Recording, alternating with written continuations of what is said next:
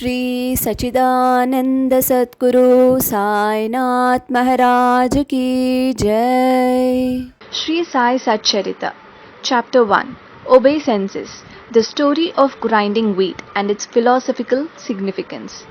According to the ancient and revered custom, Hemadpant begins the work, Shri Sai Satcharitra, with various salutations. First, he makes obeisance to the god Ganesh to remove all obstacles and make the work a success, and says that Shri Sai is God Ganesh himself. Then, to Goddess Saraswathi to inspire him to write the work, and says that Shri Sai is one with this goddess and that he is himself singing his own life.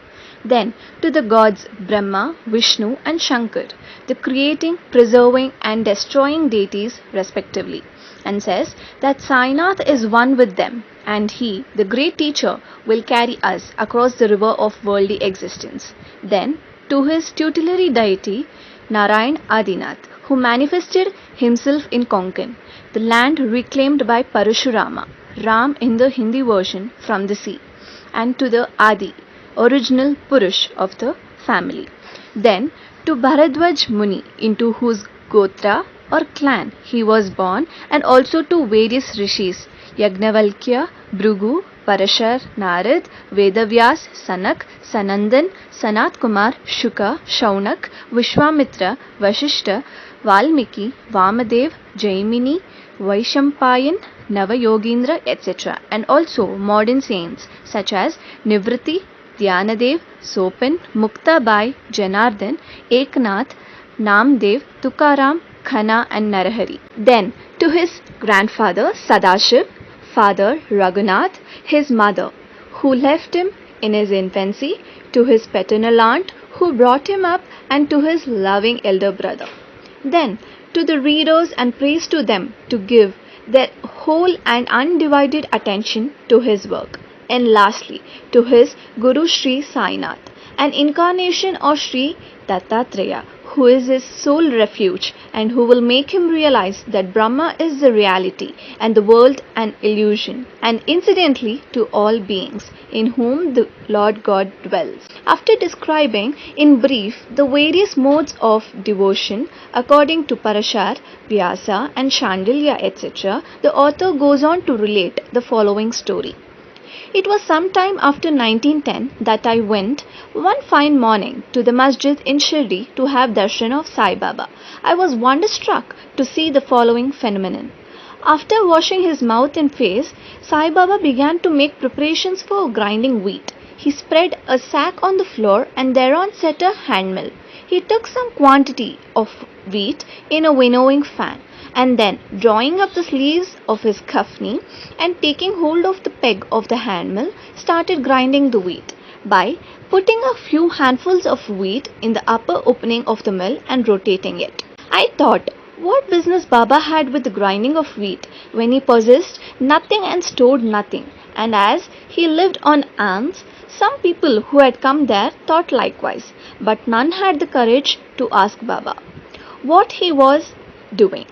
Immediately, this news of Baba grinding wheat spread into the village, and at once men and women ran to the masjid and flocked there to see Baba's act. 4 bold women from the crowd forced their way up and, pushing Baba aside, forcibly took the peg or handle into their hands and, singing Baba's leelas, started grinding. At first, Baba was enraged, but on seeing the women's love and devotion, he was much pleased and began to smile. While they were grinding, they began to think that Baba had no house, no property, no children, none to look after, and he lived on alms, and therefore he did not require any wheat flour for making bread or roti. What will he do with this large quantity of flour? Perhaps, as Baba is very kind, he will distribute the flour amongst us. Thinking in this way, and while singing, they finished the grinding, and after putting the handmill aside, they divided the flour into 4 portions and began to remove them by taking 1 portion per head. Baba, who was calm and quiet up till now, got wild and started abusing them, saying, "Ladies, have you gone mad? Whose father's property are you looting away? Have I borrowed any wheat from you so that you can safely take the flour? Now do this. Take the flour and throw it on the village borders. On hearing this, the women felt abashed and whispering amongst themselves went to the outskirts of the village and spread the flour, as directed by Baba. I asked the Shirdi people what was this that Baba did. They replied that as cholera epidemic was spreading in the village, this was Baba's remedy for the same. It was not wheat that was ground, but cholera itself was ground to pieces and pushed out of the village. From this time onward, the cholera epidemic subsided and the people of the village were happy. I was much pleased to know all this, but at the same time my curiosity was also aroused. I began to ask myself what earthly connection was there between wheat flour and cholera? What was the causal relation between the two and how to reconcile them? The incident seems to be inexplicable. I should write something on this and sing to my heart's content, Baba's sweet Leelas. Thinking in this way about this Leela, my heart was filled with joy, and I was thus inspired to write Baba's life, the Sai Satcharitra. And as we know, with Baba's grace and blessings, this work was successfully accomplished. Philosophical significance of grinding. Apart from the meaning which the people of Shirdi put on this incident of grinding wheat, there is, we think, a philosophical significance too.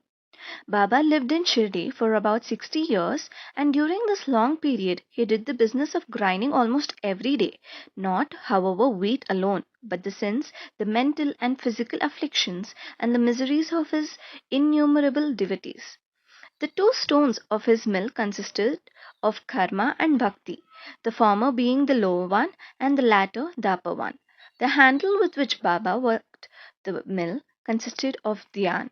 It was the firm conviction of Baba that knowledge or self realization is not possible unless there is the prior act of grinding of all our impulses, desires, sins, and of three gunas, viz. Sattva, Rajas, and Tamas, and the Ahankar, which is so subtle and therefore so difficult to get rid of. This reminds us of similar story of Kabir, who seeing a woman grinding corn said to his guru, Nipat Niranjan, I was weeping because I feel the agony of being crushed under this wheel of worldly existence, like the corn in the handmill. Nipat Niranjan replied, do not be afraid. Hold fast to the handle of knowledge of this mill, as I do, and do not wander far away from the same, but turn inward to the center, and you are sure to be saved. Both to Shri Sai, peace be to all. Ananta Koti Pada Pranams Shri Sai.